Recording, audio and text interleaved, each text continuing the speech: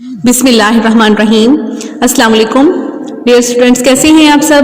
امید ہے خیریت سے ہوں گے۔ ہمارا چیپٹر ہے تاریخ پاکستان اور ہمارا ٹاپک ہے پاکستان بطور نیوکلیر پاور۔ اور آج ہم تدریسی مقاصد میں اگر دیکھا جائے تو آج کا ٹاپک ہم کرنے کے بعد اس قابل ہو جائیں گے کہ پاکستان بطور نیوکلیر پاور کی وضاحت کر سکیں گے۔ ٹھیک ہے، اب ہم اسے ڈیٹیل میں ڈسکس کر لیتے ہیں کہ نیوکلیر پاور پاکستان کے لیے کتنی امپورٹنٹ تھی، اس کی ضرورت پیش کب آئی، اور سب سے پہلے کس نے اس کے بارے میں سوچا کہ یہ ہمارے لیے بہت ضروری ہے۔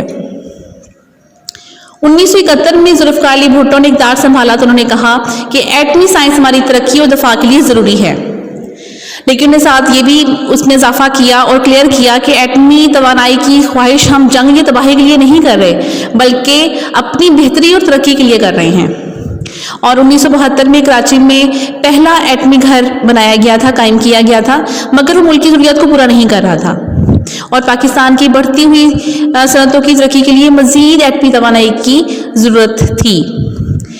اور اب ہم دیکھیں گے کہ جو ہمارا انیمی کنٹری ہے، جو ہمارا رائیول کنٹری ہے یعنی کہ بھارت، اس نے 1974 میں راجستھان کے صحرا میں اپنا پہلا ایٹمی دھماکہ کیا، تو وہ ایٹمی طاقت رکھنے والا ملک بن گیا۔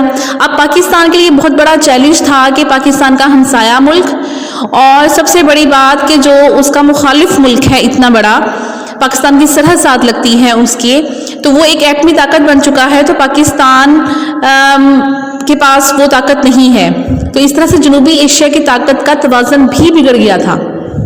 ذوالفقار علی بھٹو نے فرانس سے ایٹمی ری پروسیسنگ پلانٹ کے حصول کی خواہش کی، اور 1976 میں دونوں ممالک میں پلانٹ کی خریداری کا معاہدہ بھی طے پایا۔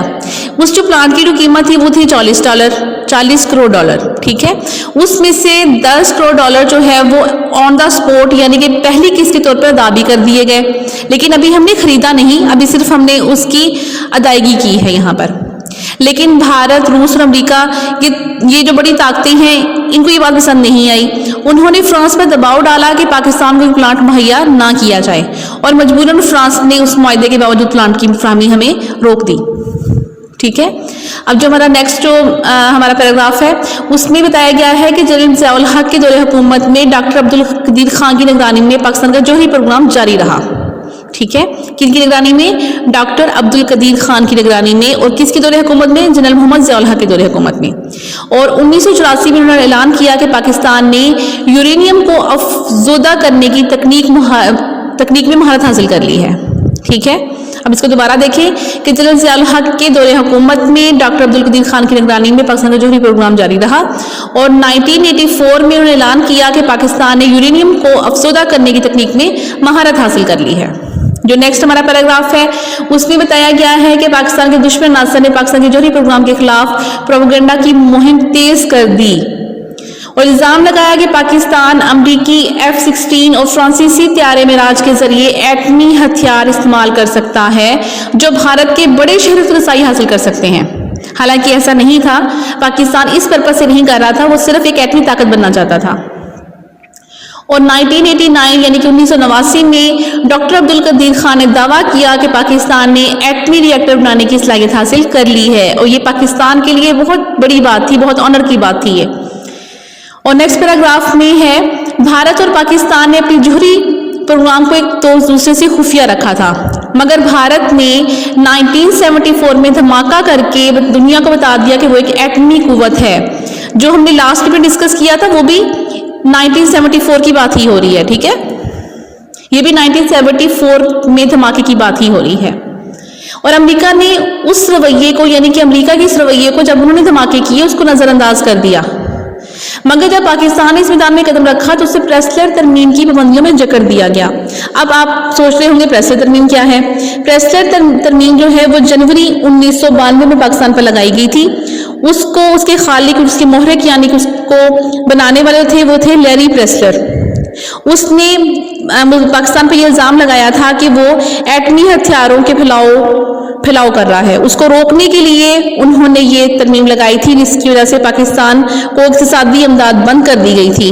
لیکن چند ماہ بعد ہی بش انتظامیہ نے پاکستان کو $30 کروڑ کا اسلحہ فروخت کرنے کی اجازت دے دی تھی، اور پاکستان کی اقتصادی امداد پر بھی پابندیاں کچھ ٹائم کے لیے ہٹا دی گئی تھی جزوی طور پر۔ ٹھیک ہے، اب ہم بات کریں گے لاسٹ پیراگراف، اس میں 1998 میں بھارت نے Bharatiya Janata party B J پی برسر اقتدار آئی تو اس نے بھارت کی برتری کا سکہ جمانے کے لیے 11 مئی 1998 کو پوکھران راجستھان میں 5 ایٹمی دھماکے کر کے خطے میں اپنی ایٹمی برتری قائم کرنے کی کوشش کی۔ اب اس میں پورے جو پوائنٹ ہے اس میں ہم نے دیکھا کہ 2 دفعہ بھارت نے انہوں نے ایٹمی دھماکے کیے، فرسٹ 1974 میں اور سیکنڈلی 1998 میں، ٹھیک ہے۔ امریکی صدر بل کلنٹن نے پاکستان کے وزیر اعظم نواز شریف کو بھارتی جواب دینے سے منع کر دیا، یعنی کہ بھارت نے جو دھماکے کیے ان دھماکوں کا جواب دینے سے منع کر دیا، اور یہ دھمکی بھی دی ان کو کہ اگر انہوں نے ایسا کیا تو اقتصادی امداد بند کر دی جائے گی۔ مگر اس ٹائم ہمارے جو وزیر اعظم تھے وہ نواز شریف تھے، انہوں نے امریکی صدر بل کلنٹن کی بات ماننے سے انکار کر دیا۔ عالمی دباؤ کے باوجود انہوں نے پاکستان کی حکومت نے اپنے عوام کے مطالبہ پر بڑی جرت کے ساتھ اور قومی غیرت کا مظاہرہ کرتے ہوئے 28 مئی 1998 کو بلوچستان کے چاکی پہاڑ میں بھارت کے 5 دھماکوں کے مقابلے میں 7 دھماکے کیے۔ ان دھماکوں کے ساتھ ہی پاکستان دنیا کا 7واں اور عالم اسلام کا پہلا ایٹمی ملک بن گیا۔ یہ پاکستان کے لیے بہت آنر کی بات ہے کہ ہم اس قابل ہو گئے تھے کہ ہم ان کے ایٹمی دھماکوں کا جواب دے سکتے اور ان کو بتا سکتے کہ ہم آپ کے برابر کے ہیں۔ جو ہی چاکی کے پہاڑوں پر اللہ اکبر کا نعرہ گونجا، پاکستانی قوم کا سر فخر سے بلند ہو گیا اور دشمن کا غرور خاک میں مل گیا، اور 28 مئی کو یوم تکبیر کا نام دیا گیا۔ قوم ہر سال اس دن کو پورے وقار اور جوش و جذبے کے ساتھ مناتی ہے۔ اللہ تعالیٰ ہمارے ملک کو سلامت رکھے، خوب ترقی دے، ہمارا ملک جو ہے وہ ڈیولپڈ کنٹریز میں شامل ہو جائے، انشاءاللہ ایسا ہی ہوگا۔ اوکے، اللہ حافظ، اپنا خیال رکھیے گا۔